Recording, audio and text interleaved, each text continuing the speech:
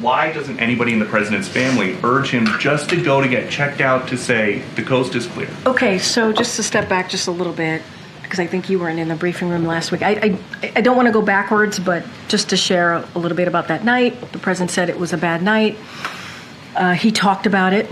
He had a cold, right? He talked about his schedule, right, being abroad. And so we've spoke about what that night was like for him. And we understand what the American people saw, what you all saw. We've spoken to that. And I also would say, and I think you know this, Peter, you've covered a couple of administrations at this point, that the president, every president, has a White House medical unit that is with him 24/7, that is available to him 24/7. That is unlike any other American, right? That is not the norm. That is uncommon. Just down on the other side of the colonnade is where the medical unit is.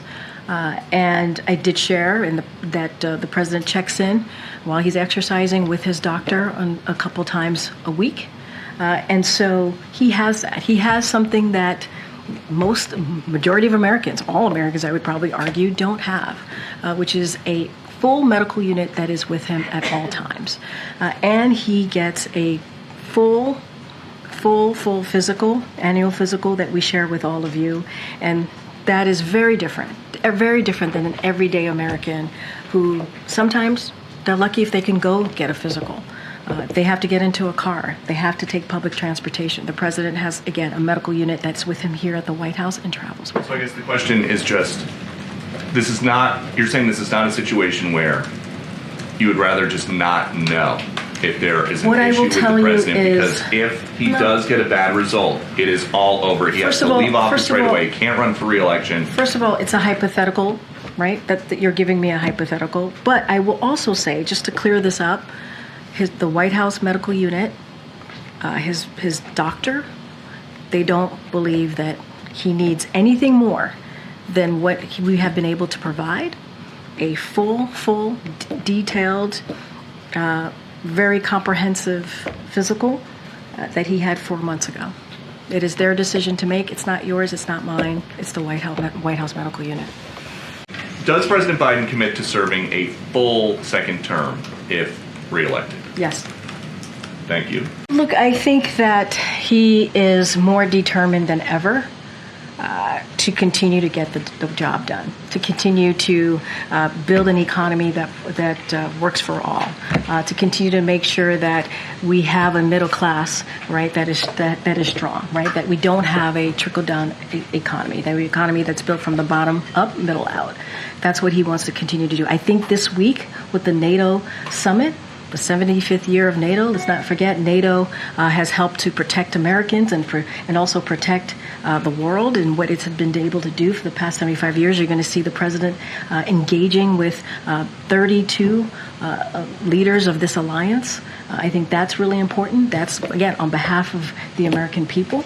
So he wants to do that. He has a lot on his mind, and as it deals with making sure we deliver for the American people, that's what he's going to focus on.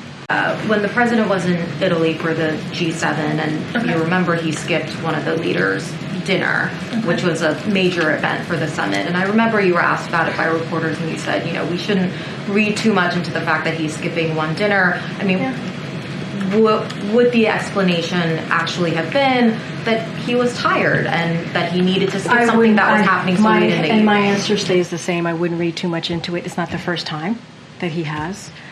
He has a really busy schedule, and there's a lot going on. As you know, when the president is abroad, he has continued to do domestic stuff as well as meeting with global leaders.